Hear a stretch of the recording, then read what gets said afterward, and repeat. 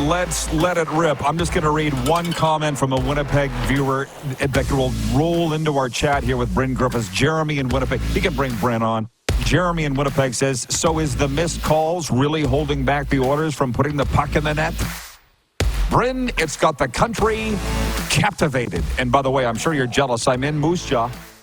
I know it's a very special town to you. I'm in Moose Jaw. Yeah, exactly, man. It is. Okay, go. Oilers down 0-2. Okay, first things first, officiating. I have been complaining about the officiating through the entire National Hockey League Stanley Cup playoffs. Not just any series the Oilers are in. I just think it has been awful all the way through the playoffs, and it just carries on right through the Stanley Cup final. There will be some people say, well, what about the Oilers? How has it affected them? It's affected them. It affected Vancouver in the Oilers-Vancouver series. It affected the Oilers in the Oilers-Vancouver series. It affected the Oilers against the Kings. It affected the Kings versus the Oilers. It's affected every series I've watched through these playoffs. You know what? I used to call it marble officiating in the Western Hockey League. And I remember getting the calls from Ed Chenoweth and Richard Dirksen about, can you calm down a little bit with the marble officiating? It's where you have 3 marbles in each pocket every time you call a penalty against one team. You take it out, put it in the other. At the end of the night, how many marbles are in everybody's pocket? 3 in either pocket. Nothing changes. The other thing, too, is that I'm not a fan of instant replay stuff. I think players make mistakes. If it wasn't for players making mistakes, it would be a really dull and boring game. I think I'd rather go back to the officials just calling it the way they used to call it. They're going to make mistakes, too. And you know what?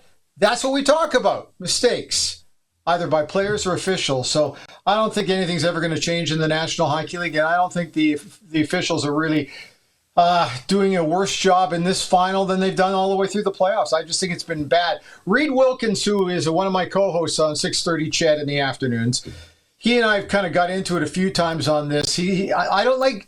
Hey, listen, when I did games in the Western Hockey League, I tried not to make the officials out with wearing the black hats all the time.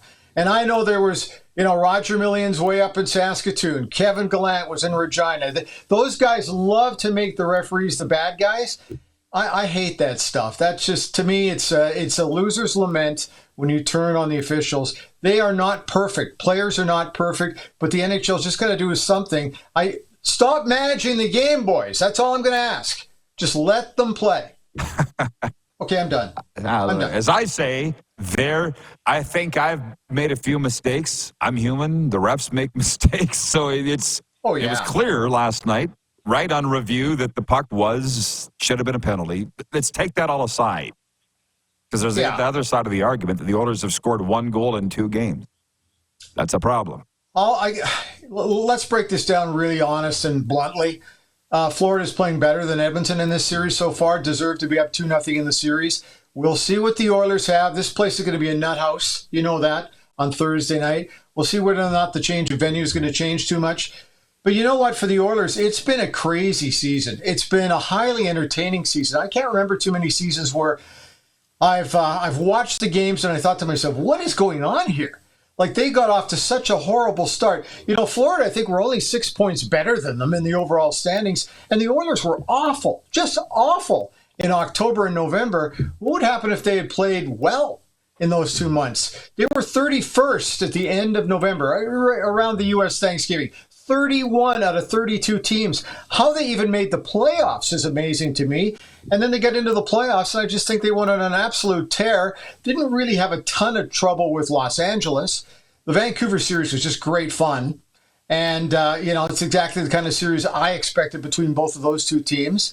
And then the Oilers go on and take on Dallas. Oh, Dallas has got more depth. Dallas is a better team. They only finished a few more points ahead of them, and the Oilers were vacant for 2 months of the regular schedule.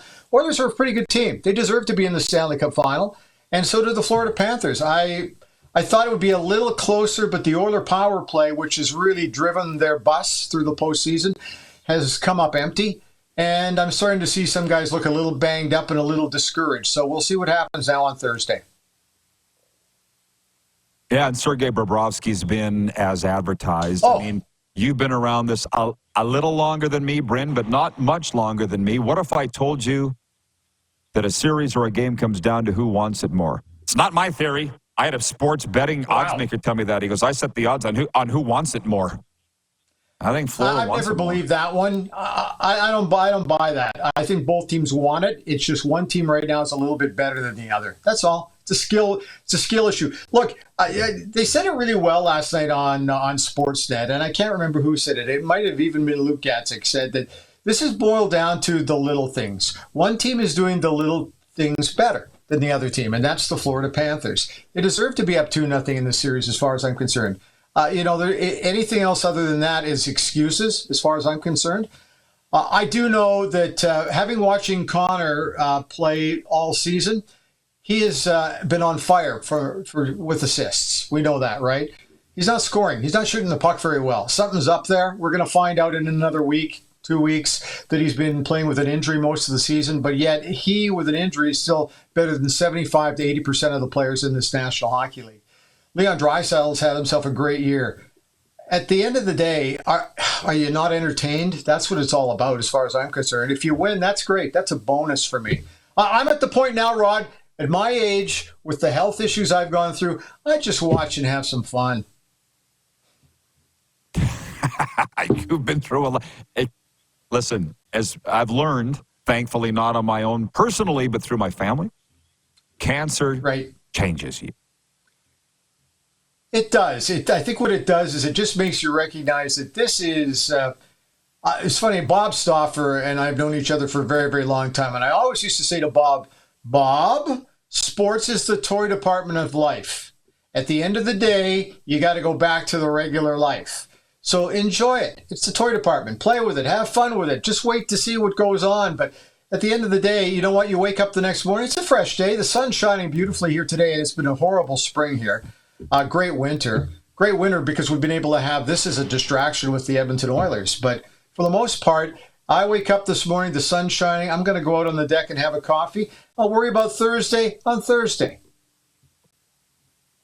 Me too, bro. It's crap you got to go through to get here, but once you do, it's awesome, as you know.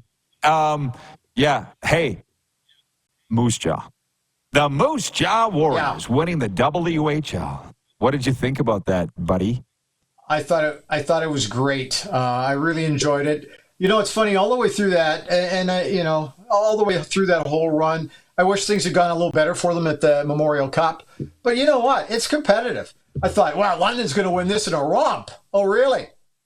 Anyway, it just didn't work out for them at the Memorial Cup, but I was so proud of them to see the way. You know, that's a franchise that when I spent my time there, we didn't know if they were going to make it the next season. We didn't know if they were going to be around the next season.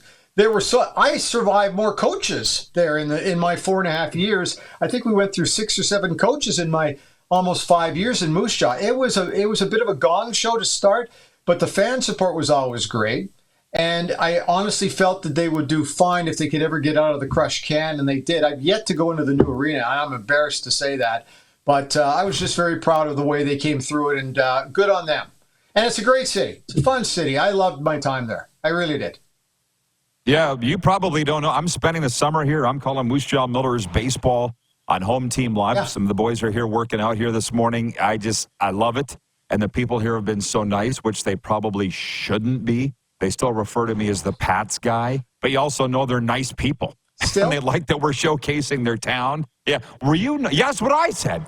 Were you not the first voice of the Warriors? No, Scott Armstrong was the very first. It was the year when they moved from Winnipeg to Moose Jaw. Scott Armstrong was the first voice, and then Scott moved on. And he moved on late. I remember getting a call, like, are you interested in coming to Moose Jaw? And I was living in Edmonton growing up, just trying to get going in the business. I was calling University of Alberta Golden Bear hockey. And I got a call like late August, and I had like 2 weeks to get into Moose Jaw because the season was starting. And then I gave it a pretty good run, almost 5 years. And it was a blast having Rob Carney join me halfway through my term. And I knew Rob would be a great voice for the franchise after I left. And he did just that. And they've done exceptionally well there. But I wasn't the original. I am original, but I wasn't the original. How about that? To me, you were. Can you say it, Thank Bryn? you, man. Can you say it? Yeah, I will say it happily. I'm out of here, Rod. How about that? Bingo! All right. Thanks, Bryn. Be well. All right, Rod. See you later, man. The super Bryn Griffiths. Again, the original voice of the Moose Jaw Warriors, as far as we're concerned.